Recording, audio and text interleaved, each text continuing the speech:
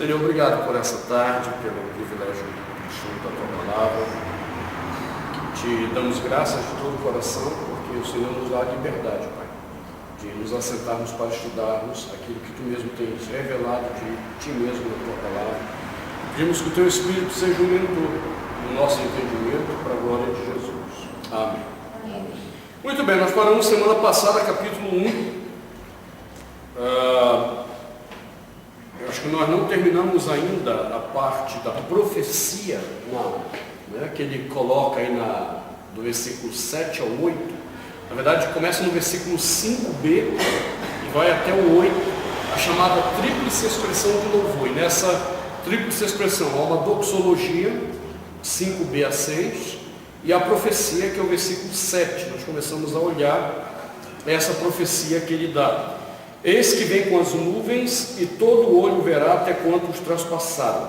Então nós paramos aí, verificando essa questão de que a volta do Senhor ela será totalmente visível. Como exatamente vai ser isso? Não temos muita condição de falar, não sei especular. O fato é que, na hora que ele vier, nós vamos estar vendo aqui, e quem estiver lá do outro lado do mundo, no Japão, vai estar vendo também. É global, então. É global. Agora, como é isso? Tem os caras que viajam, pensam que a internet, a TV vai servir para isso e tal, mas não creio que a coisa seja por aí. É algo que nos surpreenderá como isso acontecerá. Essa é que nem aquela típica situação assim, que até aquele filme Todo Poderoso levantou com as vantagens, como é que Deus ouve todas as orações do mundo e responde a cada uma? Ok, isso é muito louco, não dá para você tentar explicar. Ele está em todo lugar e ouve todas as orações que se fazem no mundo todo. E da mesma forma é a volta dele, todo olho o verá. Nós não sabemos como é isso. Apenas sabemos que vamos ver, e é isso que a gente tem em mente. É um ato físico. É um ato físico. Nós vamos enxergá-lo. Aí vem a outra parte da profecia, a parte B, que diz assim: e todas as tribos da terra se lamentarão sobre ele. No contexto do Apocalipse, essa expressão ela é interessante. Porque tribos vem da ideia de etnos.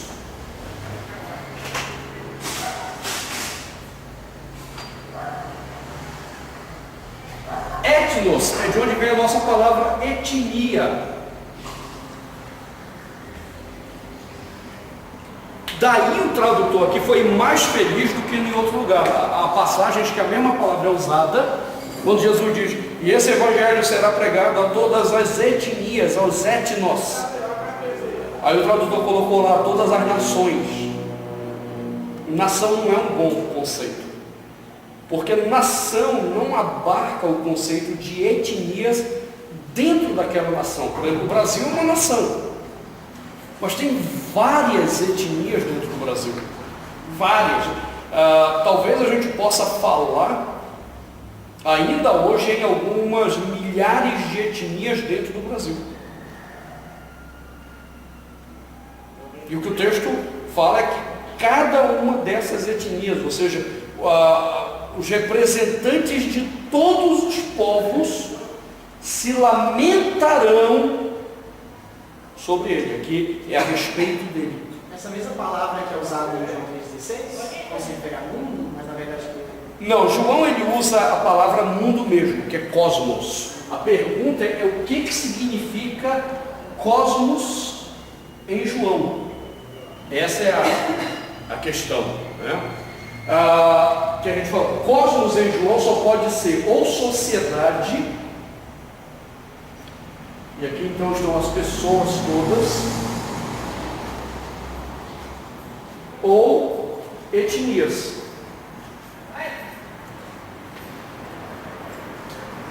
Se é sociedade, então ele não pode ter amado todos os homens, literalmente. Porque João diz: não ameis o mundo, e aqui é a sociedade, o mesmo cosmos, nem as coisas que há no mundo.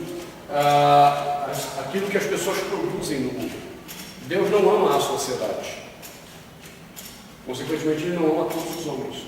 Agora, se eu entender que são etnias, que Deus amou todas as etnias, que em Jesus todas as etnias foram contempladas, bom, aí é tranquilo. Isso não implica todos os homens. Né? Então, em João, etnia é a interpretação para o conceito de cosmos. E aqui não, aqui é a palavra etnia mesmo. Né?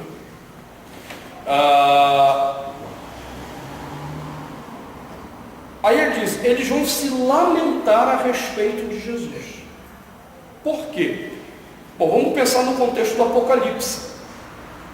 O Império Romano era constituído de várias etnias. Assim como o Brasil. Ele tinha a etnia, digamos assim, pura, que eram lá os patrícios e os plebeus, né, os que eram da região da Península Itálica, né, a botinha ali. Mas na formação da Itália, ali dos romanos, vários outros povos foram incorporados. Eu não lembro todos, mas por exemplo nós temos os sabeus, que eram daquela região ali, e outros povos da Península Itálica foram sendo incorporados ao domínio romano. À medida que o domínio romano cresceu e foi para o Oriente, outras etnias foram englobadas dentro do Império Romano. Quando você pega ali a festa de Pentecostes, estamos falando dela agora, em Atos 2, você tem uma variedade de judeus vindo de vários lugares, medos, persas, não sei o que, tarará, um monte de etnias que estavam... Tem regiões também. Mas a etnia é muito mais do que uma região, porque a região pode ser geográfica. A etnia, ela diz respeito a um grupo de pessoas com uma cultura própria, uma linguagem própria, crenças próprias.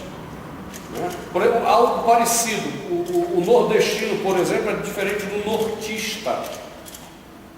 Ainda que para o centro-oeste, sul e sudeste, mistura tudo. Quando eu falo que eu sou do Amapá, você é nordestino. Não sou nordestino. Não é nada contra ser nordestino. É porque eu não sou, até meu sotaque é diferente. O pessoal também, você é carioca? Não, eu não sou carioca. É que o pessoal do norte fala assim como eu falo. Norte, porta, banana, Roraima. Nós falamos diferente. Parece um pouco com o carioca, mas o carioca é mais puxado que o nosso. É o mesmo. O carioca vai falar mesmo, é mesmo. Então, há diferenças. Então, a gente que é do norte, a gente sabe, a nossa etnia, ela tem traços diferentes. Agora, dentro do norte, ainda tem várias outras etnias por causa das tribos indígenas que estão no norte. Como é o poder da Itália? Como? E o orçamento da Itália? Por causa da península. Eram povos que viviam em torno da península itálica e eles então foram criando, eles foram se unificando. Um foi dominando o outro e foi incorporando aquele grupo dentro de si. Uma experiência parecida que a gente teve foi logo depois da Segunda Guerra Mundial. O que era a União Soviética, que não existe mais? Era a Rússia, que foi dominando os outros países ao redor, incorporando tudo como União da República Socialista Soviética. Bom, uma hora estourou, né? Ele dividiu tudo lá, Sérvia, Montenegro, Bósnia, foi dividido, mas estava tudo incorporado ali dentro, eram etnias. De certa forma voltou o que era antes. No Brasil, por exemplo, a gente vê uma luta do pessoal do Rio Grande do Sul, né? E na verdade o pessoal do Sul. O Rio Grande do Sul é o cabeção do movimento. Mas Santa Catarina e Paraná é muito forte esse movimento, que é um movimento de quê? De separação do Brasil. São Paulo também é. Mas São Paulo não tem um movimento como o Sul. O Sul já tentou legalmente se separar do Brasil. Por quê? O que é que eles alegam? Eles têm outra cultura. A única coisa que eles têm de comum com o Brasil nosso é a língua. Mas eles têm outra cultura. E é verdade. É verdade. Quando você vai de Curitiba para lá, é outro mundo, cara. É outro mundo. Aí a pessoa diz, eles são bestas, eles são não sei o quê. Eu entendo a discussão deles. Você pega um país como o nosso, com a carga tributária como o nosso, com a corrupção como a nossa, e os caras têm uma cultura diferente da nossa em várias questões, por que eu não posso ser um outro país? Entendeu? Então, mas esse é o campo político. Então as etnias romanas eram as mesmas coisas. À medida que eles unificavam a península, é que eu sou ruim de desenho. Eu lembro quando eu dava aula de história, meus alunos que davam risada, né? Porque eu olhava um mapa para poder identificar para eles, e aí, ainda bem que tinha um mapa no livro, né? Só que eu inventava de desenhar no quadro, eu era péssimo para. Então eu dizia para eles assim, ó, aqui você tem.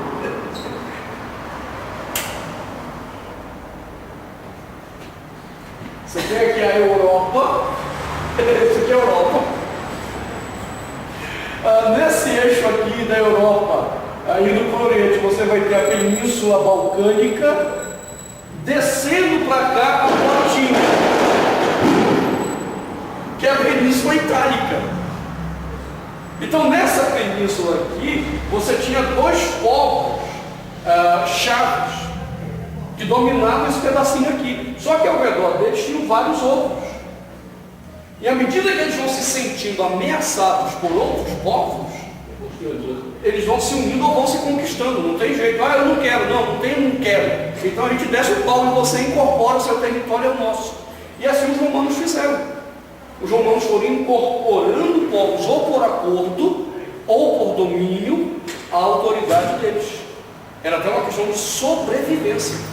Só que quando eles dominaram tudo isso aqui, o que é que faltava? Bom, agora tem aqui o Oriente. Só que é o Oriente, porque vai para o Oriente. Eu estou melhor que meu professor de geografia, cara. Meu professor de geografia estava lá no mapa, aí dizia assim, professor, onde é que fica a Palestina? Aí eu falei, por aqui, ó. Então eu tenho o Oriente, e os romanos passam agora a invadir esse território. Muito devido ao conflito que eles tiveram com os gregos. Então eles passaram a incorporar a Península Balcânica, o que era território grego. Então o que é que eu tenho dentro dessa frase de João? As tribos se lamentarão sobre ele. Que tribos? As tribos que foram dominadas, as tribos que foram dominadas pelos romanos, incorporaram de tal forma a cultura grega, isso aqui é muito doido, tá? O dominador são os romanos. Só que a cultura que prevalecia não era romana, era grega. Por quê? Os romanos desceram o cacete nos gregos e tomaram o território. Mas a cultura grega era superior. E o povo não abandonou a cultura grega. Tanto é que na época do Novo Testamento, já 100 anos, mais de 100 anos debaixo do domínio romano, o povo falava 3 línguas. 3 línguas. Tá? Isso aqui é o básico, o pessoal chama aquele pessoal de ignorante. A nossa sociedade evoluída, o brasileiro fala o português malemar. E ele acha que ele é evoluído. A sociedade ignorante da época de Jesus falava 3 línguas obrigatoriamente. Eles falavam a língua nativa, aprofunda é essa. Eles falavam o aramaico, que era a língua do cotidiano, e eles falavam o grego e não o latim. O dominador era romano, mas era o grego que eles tinham que falar. E aí os mais cultos, casos de Paulo, por exemplo, muito provavelmente, os mais cultos falavam o latim. Tá? Então, os cultos falavam 4 línguas, a ralé falava 3. Então, era forte essa coisa do domínio, e essas tribos que João está falando, elas incorporaram de tal forma essa cultura grega, abençoada pelo domínio romano, que eles olhavam para os cristãos como ignorantes, e perseguiam os cristãos, e matavam os cristãos, e quando falavam de Jesus eles zombavam. E agora João está dizendo, ok, só que ele vai vir, todo olho verá, e quando ele vier, essas tribos se lamentarão. Elas lamentarão sobre ele, ou seja, a respeito dele. O que é que João está dizendo? Nós temos pregado, nós temos insistido, eles não têm crido, eles não têm aceitado, eles nos têm perseguido, mas porque rejeitaram ao Senhor, eles se lamentaram. O que João está dizendo? Ele vai voltar para juízo de toda a terra. Juízo final. Ok, ele vai voltar para juízo.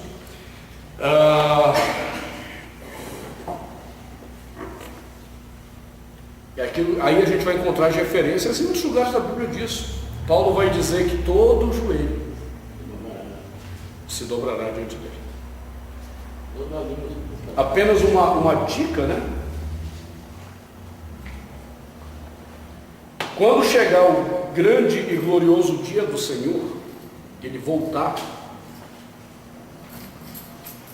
a primeira coisa que vai acontecer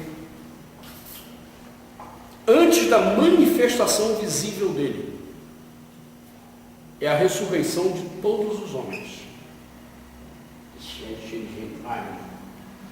Você, na hora que você começar a ouvir falar que neguinho começou a sair do cemitério, que a terra começou a abrir, e pessoas começaram a sair de lá, que você começar a ouvir que pessoas que morreram no mar, saíram do mar, vivas, você pode marcar no relógio, em fração de minutos ele aparece. E aqueles que foram queimados? Vai ser totalmente reconstituído. Tu acha que esse pessoal que está no sepulcro ainda tem alguma coisa? Os bichos já comeram, filho. Quem morreu no mar, os peixes já comeram. Mas ele não morreu lá? Ele volta de lá. Ele vai ser colocado lá para ressuscitar de lá. Hein? Ou que na hora que você começar a ouvir, ó, começou, tem gente aí ressuscitando. Pode parar. Chegou a hora dele voltar. É coisa de minutos, ele aparece em seguida. Muito bem, por que todos vão ressuscitar? Todos se ajoelharão primeiramente diante dele. E quem estiver vivo, o pânico, o terror daquele momento, em saber que tudo aquilo que nós temos dito é verdade, fará com que ele se prostre. Só que aí será tarde. Todos se dobrarão e confessarão: Jesus é o Senhor. Mas agora é tarde. Nosso assunto não é escatologia, mas só para vocês entenderem isso. Depois disso, então os salvos, tanto os que ressuscitaram como os que estavam vivos naquele momento, os que estavam vivos vão receber o corpo glorificado, eles serão arrebatados. Eles serão levados aos céus, ao encontro do Senhor. E quando eles encontrarem o Senhor descerá. para começar o juízo dos que não foram arrebatados. Ele sobrou, né?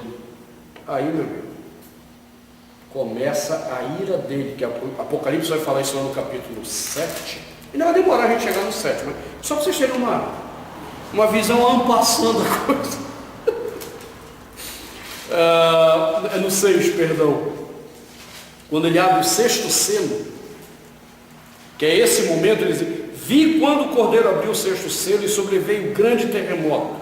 O sol se tornou negro como um saco de crina, a lua toda como sangue, as estrelas do céu caíram pela terra como uma figueira, quando abalada por vento forte, deixa cair os seus figos verdes, e o céu recolheu-se como um pergaminho quando se enrola. Então todos os montes e ilhas foram removidos do seu lugar. Os reis da terra, os grandes, os comandantes, os ricos, os poderosos, e todo escravo, e todo livre se esconderam nas cavernas e nos penhascos dos montes, e disseram aos montes e aos rochedos: caí sobre nós, e escondei-nos da face daquele que se assenta no trono e da ira do Cordeiro.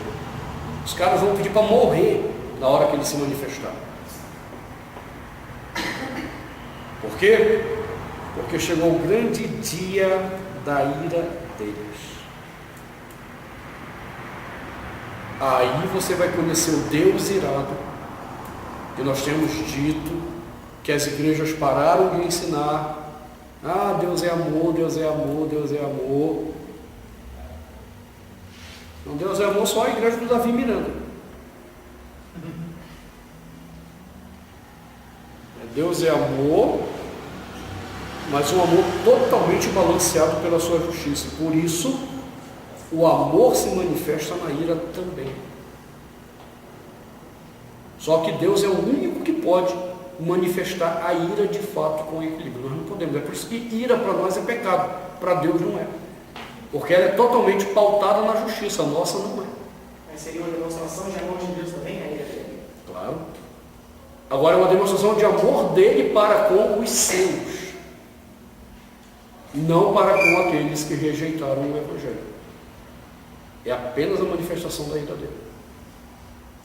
E o que é pior, a gente vai ver ao longo do Apocalipse, aqueles que são condenados não têm o que dizer a não ser ficar calado e receber a ira, porque eles sabem que o Senhor está certo e eles estão errados. Então é um dia, Amós já dizia: olha, eu não entendo por que vocês estão querendo o dia do Senhor. Não é dia de alegria, é dia de dor, é dia de sofrimento. É o que João está dizendo, as tribos vão se lamentar. A palavra grega que João utiliza aqui para lamentar, ela se refere a um choro copioso, amargurado.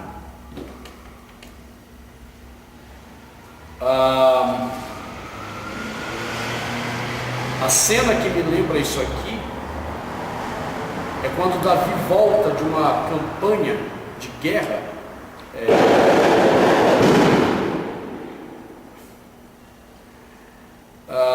Ele havia saído para guerrear, deixou a família dele, dos seus soldados, tudo em Ziklag. Essa palavrinha é ruim de pronunciar para caramba. Ziklag. Quando eles voltam, os seus inimigos, não lembro quem era agora, tinha dado contra a terra deles e levaram tudo: esposa, filhos, tudo. E aí há uma expressão que me lembra essa palavra grega aqui que aparece em Apocalipse, que eles choraram até não terem mais forças. Tal era a dor. As pessoas, quando Cristo se manifestar, começarão um choro que vocês não têm ideia.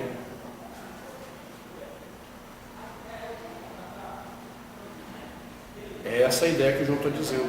E todas as tribos da terra se lamentarão sobre ele. Ou seja, naquilo que diz respeito a ele. E João termina dizendo assim, essa parte da profecia: certamente.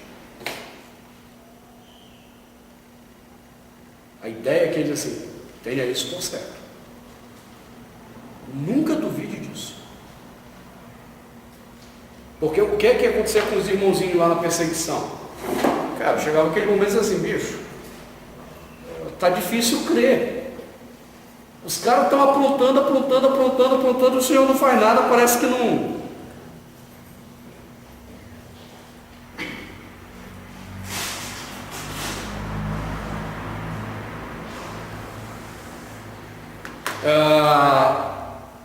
E a gente olha, cadê a ação de Deus? No caso de João era um pouquinho pior, porque os caras aprontavam, e ainda matavam os cristãos que se levantavam contra. Nós ainda não estamos vivendo isso ainda. A gente chega lá. Se Deus quiser, a gente chega lá. A gente vai morrer perseguido. A gente vai chegar lá. E essa é a boa notícia. Ontem lá em Planaltina, dando aula para o pessoal, disse assim, essa é a boa notícia, cara. Nós vamos morrer perseguidos. Nós vamos ser assassinados quando chegar a grande apostasia e a grande tribulação que antecede a chegada dele. E essa será a nossa alegria. Agora, para João, qual é o ponto? Eu tenho que ter por certo que esse juízo dele é verdadeiro. A hora que eu perder a noção de que o juízo dele virá, eu começo a questionar Deus.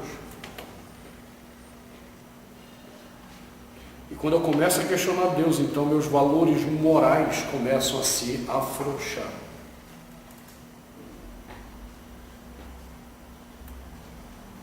Então, por isso ele termina esse primeiro momento dizendo, certamente, amém. O que é que significa amém? Assim seja.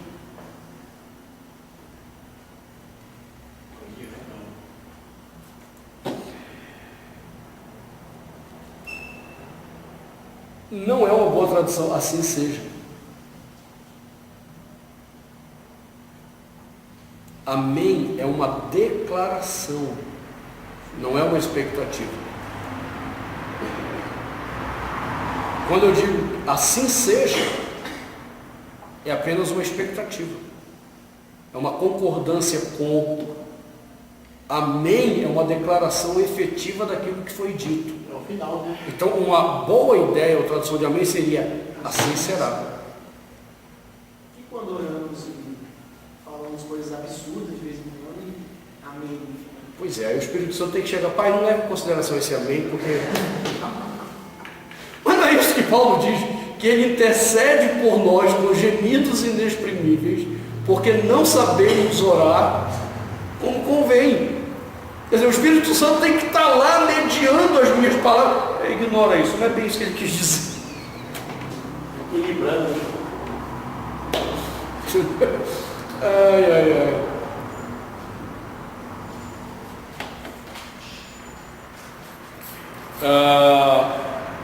Muito bem, então essa profecia aí, como a gente está vendo,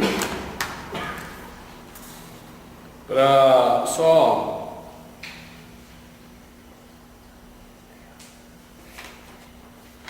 quem estiver acompanhando, né, via internet aí esses estudos e quiserem esse texto aqui do João Leonel, é só mandar um e-mail para a gente, que a gente encaminha a cópia desse estudo aí, tá? episcopaldf@hotmail.com. Aí a gente encaminha. Muito bem. Ele fecha a profecia e vem a última parte da tríplice expressão de louvor. Versículo 8. Eu sou o Alfa e Ômega, diz o Senhor Deus, aquele que é, que era e que há de vir, o Todo-Poderoso.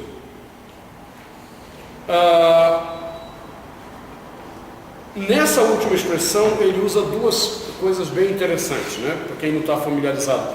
Eu sou o Alfa e o Ômega.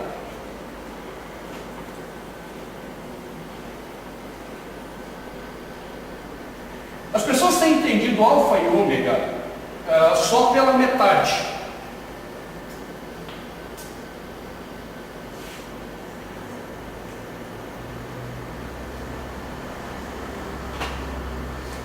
o alfa.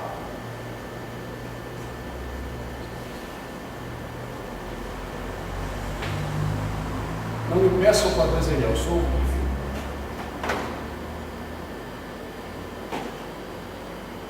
Mas alfa e ômega. Primeira e última letra do alfabeto grego. Aí qual tem sido a interpretação disso aqui? Eu sou o princípio e o fim. Ainda que possa ser verdadeira essa interpretação, a interpretação de alfa e ômega é mais do que isso. Alfa e ômega, nesse contexto que ele acabou de declarar uma profecia, eu sou a primeira letra de toda a palavra e a última letra de toda a palavra. Está dando para entender o que ele está dizendo com isso? Se tem alguém que pode te revelar a verdade do que vai acontecer, sou eu, o Senhor teu Deus. Porque eu sou a própria palavra. Eu sou a própria palavra. Qualquer outra palavra que não proceda de mim é falsa palavra. E aí é legal porque quem é que criou a palavra? Quem cria a palavra? Deus. Isso tem várias implicações. Aquele livro Guerra de Palavras trata exatamente dessa questão. A palavra não é nossa. Eu não tenho o direito de abrir a boca para falar o que eu quero. Eu só devo abrir a boca para falar aquilo que Deus quer. E qualquer palavra que eu use e fale que não proceda de Deus é usurpação daquilo que é de Deus. Aí lascou tudo, né? Porque a gente passa o dia usurpando o que não é nosso. A palavra não é minha, eu não posso usurpá-la. Deus criou para que no meu falar, Ele, Deus, fosse revelado. O que é que os homens fazem agora? Eles tomam a palavra não é só para não revelar Deus.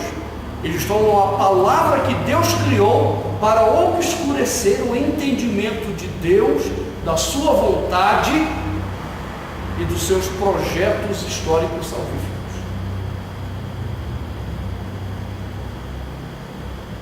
Eu sou o alfa e o ômega. Se tem alguma palavra que você tem que ouvir, é a minha. E nenhuma outra. Adão, quem te fez saber que estavas nu?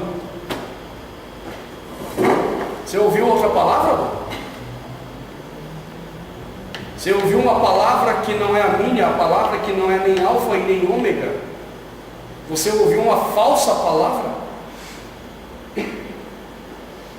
Então, alfa e ômega, nesse contexto do Apocalipse aí, é muito mais do que simplesmente a ideia de eu sou o princípio e o fim. Não, eu sou o princípio da palavra e o final de toda a palavra. Então, se há alguém que você tem que ouvir, sou eu, o Senhor teu Deus. Aí ele diz, eu sou o alfa e o ômega, diz o Senhor Deus. E aí é muito interessante isso. Porque veja bem,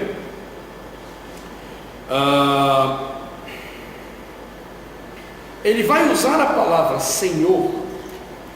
Vão observando isso, para frente você vai entender isso aqui. Primeiro ele usa a palavra Senhor, Kyrios, para Deus, Theos.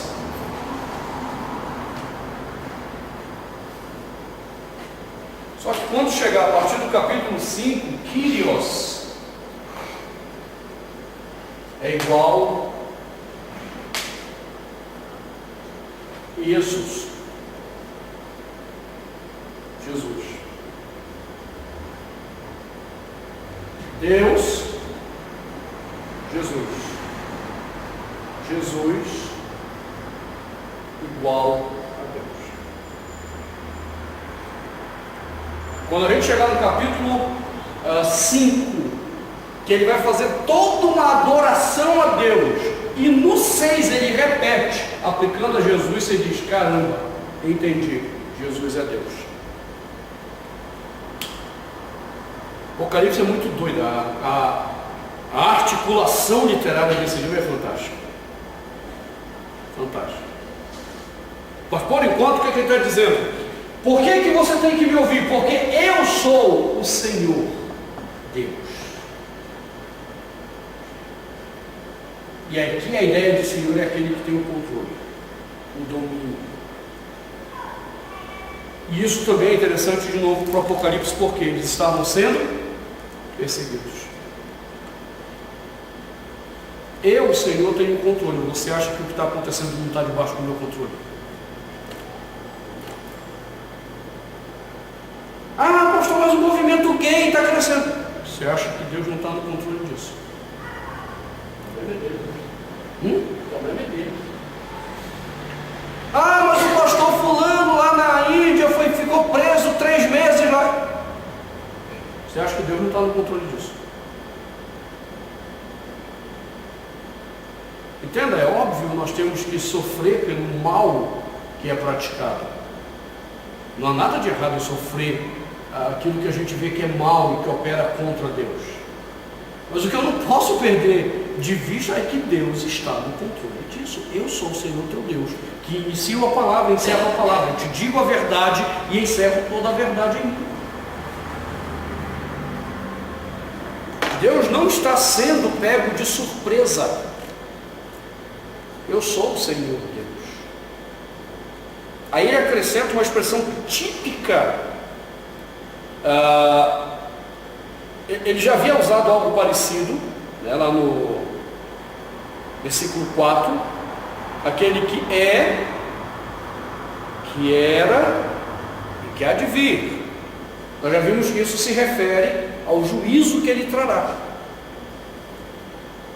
Ele havia usado essa mesma expressão lá no versículo 4, então já comentamos isso daí. É a mesma ideia, ele vai trazer o juízo.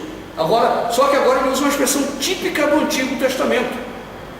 Eu sou o Senhor Deus, o Todo-Poderoso.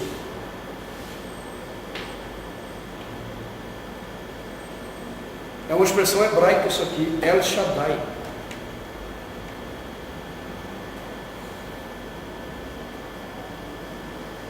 Em mim está todo o poder. E se existe algum poder na nossa história, é porque esse poder emana dele.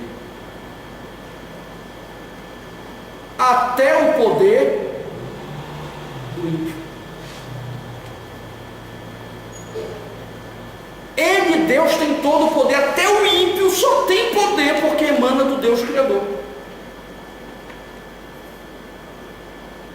Aí você entende Daniel, quando através de Daniel ele diz o que para Daniel? Eu estabeleço os reis, eu removo os reis.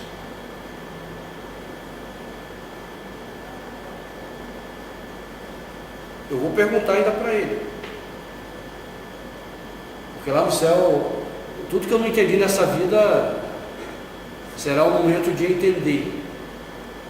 Senhor, por que tu deixaste o Lula e a Dilma ser presidente do meu país? Qual era o propósito em permitir essas figuras chegarem ao poder?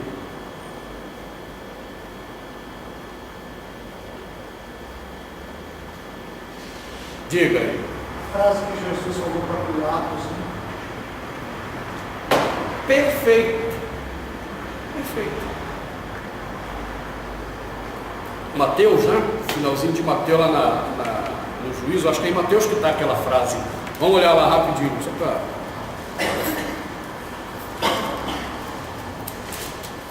É que como eu não tenho a memória abençoada do reverendo Marcelo, né? Marcelo, que você pode falar que é só ele o senhor Malafaia. Para citar versículo bíblico, o homem sabe de cabeça. Eu não consigo gravar, eu malemar sei onde está. Mateus 27.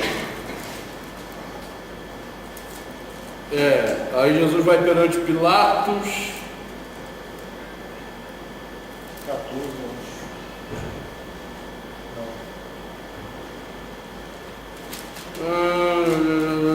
É uma frase fantástica essa.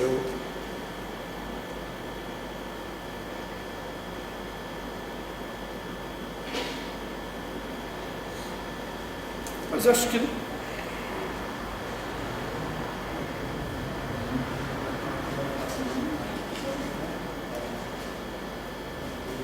não, foi em João. Eu preguei esse ano na Páscoa, foi João. Onde está essa frase aí que você está pensando? Preguei na Páscoa agora, João 20. Não, 19. Você vê que eu sou ótimo.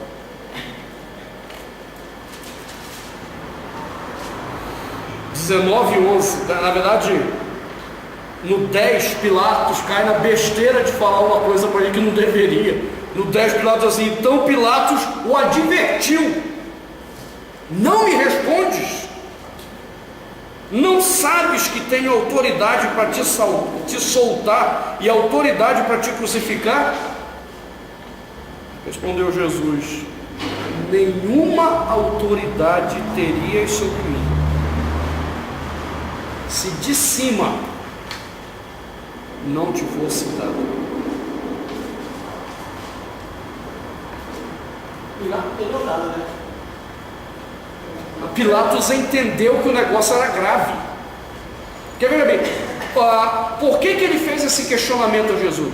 Se você olhar, antes dele fazer o questionamento, versículo 7, os judeus tinham falado um negócio para Pilatos que deixou ele com a pulga atrás da orelha. Responderam os judeus: temos uma lei, de conformidade com a lei, ele deve morrer porque a si mesmo se fez filho de Deus.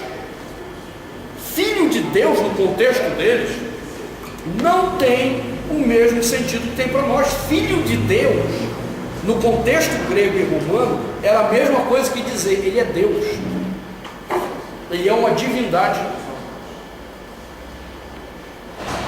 Por que o imperador romano começou a exigir para si o culto? Porque Otávio Augusto havia ensinado que os imperadores eram filhos dos deuses. Otávio não levou a ideia adiante de adoração, mas os outros, peraí, se eu sou filho dos deuses, então que o povo me adore. Aí o doido do Nero quis ser adorado, o doido do Calígula quis ser adorado, e vários imperadores quiseram ser adorados. No Egito, quem é o faraó? Filho dos deuses. No caso do faraó, filho de Amon-Ra. Então ele era um deus. Quando eles falaram isso, é óbvio que Pilatos assim: opa, peraí, filho de Deus? E se esse cara for filho de Deus mesmo? Eu estou falando com uma divindade. Sim. Aí ele vai para questionar Jesus.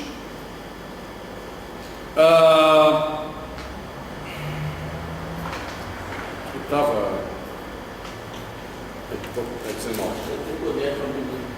8, versículo 8. Pilatos, ouvindo tal declaração, ainda mais atemorizado ficou. Qual foi a declaração que Pilatos ficou doidinho de medo? Ele é filho de Deus. O conceito deles era uma divindade. Aí ele vai questionar Jesus. E tornando a entrar no pretório, perguntou a Jesus: de onde és tu? O que é que ele queria ouvir como resposta? E aí, tu veio da onde? Do céu? Ou tu é filho de José com Maria? De onde és tu? Jesus não respondeu nada. É quando ele então fala Diz assim, rapaz, eu tenho autoridade para te soltar e tal. Aí Jesus olha para a cara dele e diz, nenhuma autoridade tu terias sobre mim, se de cima não te fosse dado. E responde a pergunta dele. Ok? Aí quando você começa a entender isso aqui, aí você entende por que Pilatos o entregou para ser crucificado, atemorizado, lavou a mão para dizer, olha, eu não tenho nada a ver com o sangue desse inocente. Porque a coisa é mais ou menos assim, vai que ele seja realmente filho de Deus e eu mandei para a cruz um ser divino. Estou lavando a mão para dizer, tenho nada a ver com isso. Do ponto de vista político, Pilatos foi extremamente esperto. Só que não tem jeito. O que João diz é todos estarão diante dele, que é o Todo-Poderoso. Todo o poder emana dele, tudo vem dele. Eu não tenho poder em mim, nenhum presidente tem poder em si, reis não têm poder, tudo vem dele, todo o poder emana dele. E se o governante está no poder, é porque ele quis que aquele governante estivesse. É por isso que eu preciso saber, por que a Dilma está presidente do meu país? Eu sei que é por isso que eu não me revolto. Mas eu entendo que está de errado na maneira do país que eles estão construindo. Eu sei que Deus tem um propósito naquilo que a gente está vendo que está de errado e que esse negócio vai feder mais ainda. Mas Deus está nessa história. Ele é o Todo-Poderoso. E é só porque eu sei que Ele é o Todo-Poderoso, de onde emana todo o poder, que eu posso descansar. Só por isso. Porque senão, se eu não tivesse esse conceito, eu faria que nem os guerrilheiros. Eu ia pegar em arma e vamos pro pau, amigo. Fala aí. Então, na nossa Constituição tem uma frase usurpadora, né? Que todo o poder emana do povo e para o povo deve ser exercido. Perfeito, é um grande pecado, é uma usurpação da verdade. O poder não emana do povo coisa nenhuma. Todo o poder emana de Deus. Todo o poder emana de Deus. A gente tem alguns casos na Bíblia. Faraó, o que é que ele fez com o Faraó? Ele brincou com o Faraó. Deixa aí. Ó, pode levar. Deixa mais não. Ei, volta. Deixa aí. Pode. Não, deixa. Volta. Você imagina a cena de Faraó, Deus brincando com a cara de Faraó. O cara dá uma palavra, volta atrás, dá de novo, volta atrás. Mas que Deus é esse maluco, esse Faraó? Nabucodonosor. Você acha que o poder é seu? Vai comer capim para você entender agora. Comeu capim, literalmente. Nabucodonosor ficou doido por um período e foi comer capim. Herodes, lá em Atos, tomou a glória de Deus para si. Deus o fulminou na frente de todos. Nós temos exemplos na Bíblia do que Deus faz com os governantes. Para apenas o povo dele saber, sou eu que controlo. Eu sou o Todo-Poderoso e não seu governante. E João está lembrando isso. Vocês estão sendo perseguidos? Nero está matando vocês? Domiciano está matando vocês? Que eles estão fazendo isso porque Deus os colocou para executar isso. O seu sofrimento vai redundar em glória ao Senhor. Você vai entender. Eu, às vezes não entendo aquele momento da dor. Mas se eu estou no Senhor, eu saberei como aquilo ali revelou Deus na história. Então João vai abrindo o Apocalipse com essas perspectivas bem interessantes. E domingo que vem, com a graça de Deus, vão estar junto aí, vamos abrir a terceira e última parte dessa introdução, que é os versículos 9 a 20, onde ele agora, João, vai se apresentar como profeta escolhido de Deus para revelar a mensagem apocalíptica. Amém? Amém. Amém. Glória a Deus.